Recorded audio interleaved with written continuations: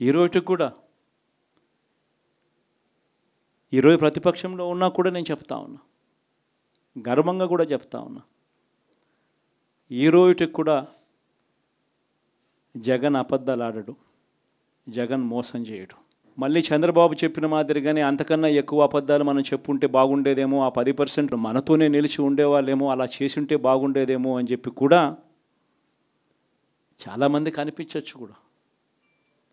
మరీ జగన్ ముక్కుసూటి మనిషి, మరీ జగన్ రాజకీయాలలో మరీ నిజాయితీగా ఉంటాడు, ఇంత నిజాయితీగా ఉండడం కరెక్ట్ కాదేమో అని.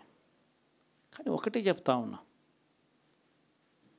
ఓడిపోయిన పర్వాలా, అధికారం కోసం అబద్ధాలు చెప్పడం, అధికారం కోసం మోసం చేయడం ధర్మం కాదనే, న్యాయం కాదనే జగన్ ఎప్పుడు నమ్ముతాడు. 2014లో కూడా ఇదే నమ్మాను. సాధ్యం కానిది సాధ్యం కాదు అని నేను చెప్పాను. చంద్రబాబు నాయుడు ఏమో వ్యవసాయ రుణాలు మాఫీ దగ్గర నుంచి అన్నీ కూడా చేస్తానని చెప్పి, ఆ తర్వాత మళ్ళీ 2019 వచ్చేసరికి చేయక ప్రజలు రెట్టించిన ఉత్సాహంతో మళ్ళీ మనల్ని తీసుకొచ్చారు. మళ్ళీ ఈరోజు కూడా అదే జరుగుతుంది. 2029 వచ్చే నాటికి వచ్చేసరికి చంద్రబాబు నాయుడు చెయ్యని హామీలను మోసం చేసిన పరిస్థితులను ప్రజలు ఏ స్థాయిలో గుర్తుపెట్టుకొని మళ్ళీ మనల్ని ఆశీర్వదిస్తారు అని అంటే, చంద్రబాబు నాయుడుకు సింగిల్ డిజిట్లలోనే నెంబర్స్ వచ్చే పరిస్థితి కూడా ఆ రోజు కూడా దూరంగా లేదు. ఇది వాస్తవం. ఈరోజు మనం చేసిన మంచి ఎక్కడికి పోలేదు. మనం విశ్వసనీయతతో చేసిన రాజకీయాలు కూడా ఎక్కడికి పోలేదు. ప్రజలకు మళ్ళీ దగ్గరయ్యే కార్యక్రమాలు, ప్రజలకు తోడుగా ఉండే కార్యక్రమాలు, ప్రజల తరపున పోరాటం చేసే కార్యక్రమాలు కూడా జరుగుతాయి. అసెంబ్లీలో బహుశా మనం చేయగలిగింది తక్కువే ఉంటుంది. ఎందుకంటే మనకు వచ్చిన సంఖ్యాబలం కూడా చాలా తక్కువే. పైగా కౌరవ సామ్రాజ్యం లేకపోతా ఉన్నాం. ఏకంగా స్పీకర్ పదవికి తీసుకోబోయే వ్యక్తి ఎంత సిగ్గు లేకుండా సోషల్ మీడియాలో వైరల్ అవుతూ ఉంది. వాళ్ళు మాట్లాడుతూ ఉన్న మాటలు. ఒకడంటాడు జగన్ ఓడిపోయాడు, ఇంకా చనిపోలేదు అని ఒకడు అంటాడు, ఇంకా చావలేదు అని ఒకడు అంటాడు, ఇంకొకడు అంటాడు చచ్చేదాకా కొట్టాలి అని ఇంకొకడు అంటాడు. నిజంగా ఇలాంటి కౌరవ సామ్రాజ్యంలోకి మనం పోతా ఉన్నాం. ఆ వ్యక్తి ఇప్పుడు స్పీకర్ కాబోతున్నాడట. ఇలాంటి పరిస్థితుల మధ్య ఆ కౌరవ సామ్రాజ్యంలో అసెంబ్లీలో ఏదో మనం చేయగలుగుతామని చెప్పి నాకైతే నమ్మకం లేదు. కానీ పాపాలు పండే కొద్దీ ప్రజలతో కలిసి ప్రజల మధ్య నిలబడి పోరాటం చేసే కార్యక్రమాలు అయితే రాబోయే రోజుల్లో ముమ్మరంగా స్పీడ్ అందుకుంటాయి. అదే జగన్ పరిపాలనలో కులం చూడలేదు, మతం చూడలేదు, ప్రాంతం చూడలేదు, చివరికి ఏ పార్టీకి ఓటు వేశారని కూడా చూడలేదు. ప్రతి పథకాన్ని డోర్ డెలివరీ చేయించాడు జగన్, మన వైఎస్ఆర్ కాంగ్రెస్ పార్టీ.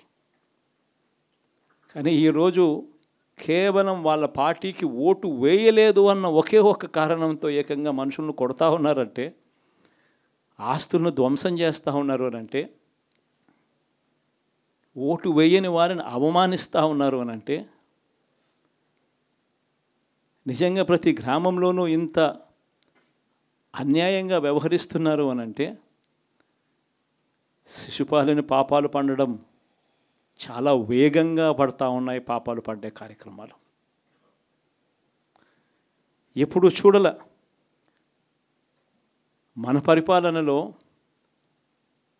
మీ జగన్ పరిపాలనలో ఏకంగా మేనిఫెస్టో అన్నది ప్రతి గవర్నమెంట్ అధికారి ఆఫీస్లో కనిపించేది.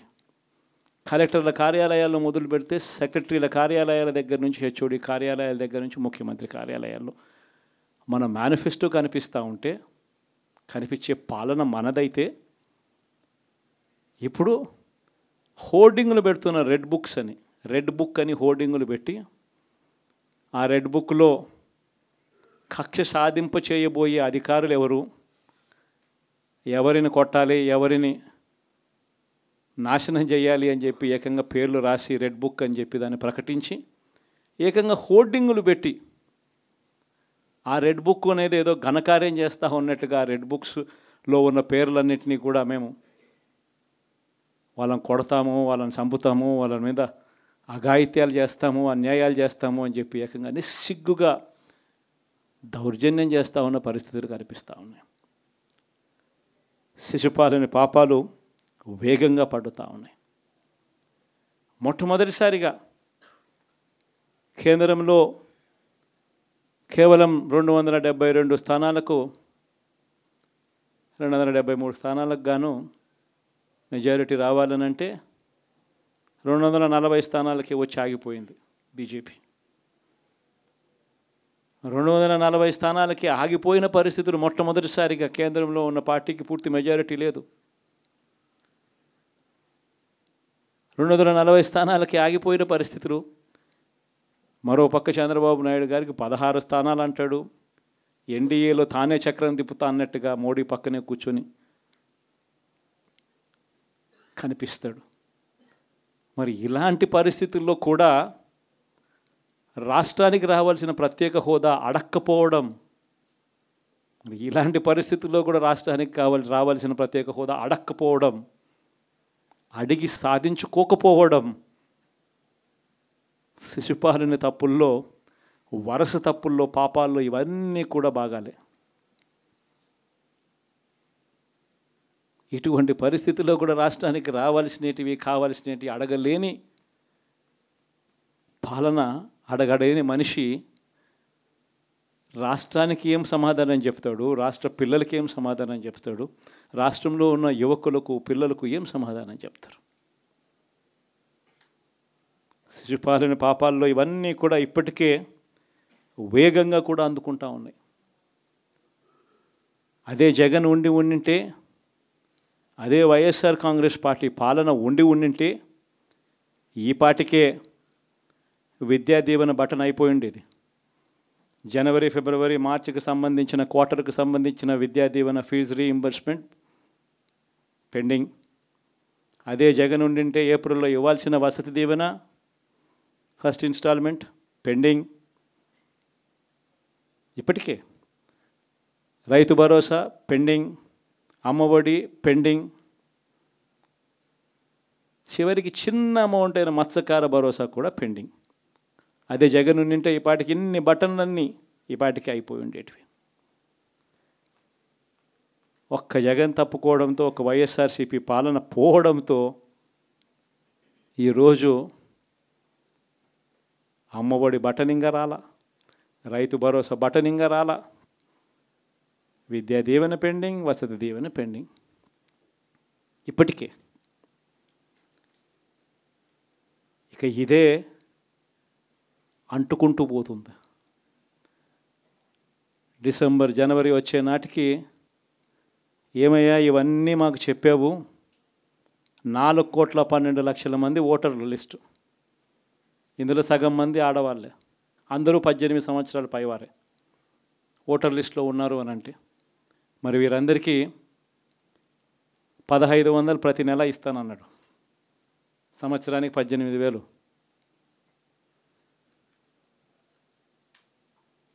ఇందులో పెన్షన్లు తీసుకునే వాళ్ళు ఒక 30 లక్షల మందిని బహుశా ఆడవాళ్ళకి పక్కన పెట్టినా కూడా 60 సంవత్సరాల పైన ఉన్న వాళ్ళు అని పక్కన పెట్టినా మిగిలిన 1,80,00,000 మంది ఎదురు చూస్తున్నారు. అప్పుడే చంద్రబాబు వచ్చేసాడు, చాలా రోజులు అయిపోయింది, ఇంతవరకు మాకు రావాల్సిన 1,500 నెల నెల ఇస్తానన్న 1,500 ఇంకా రాలేదేమో అని చెప్పి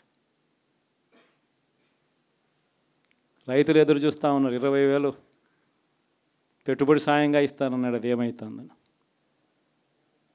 దాదాపు 1,000,000 మంది పిల్లలు పైగా ఉంటారు, బళ్ళకు పోయే పిల్లలందరికీ ఇస్తామన్నాడు. అమ్మఒడి కింద వాళ్ళ పథకం ఏదైతే నేను దాని కింద 15,000 అని చెప్పి ఆ తల్లులకు 15,000 కోట్లు, దానికి వెయిట్ చేస్తూ ఉన్నారు.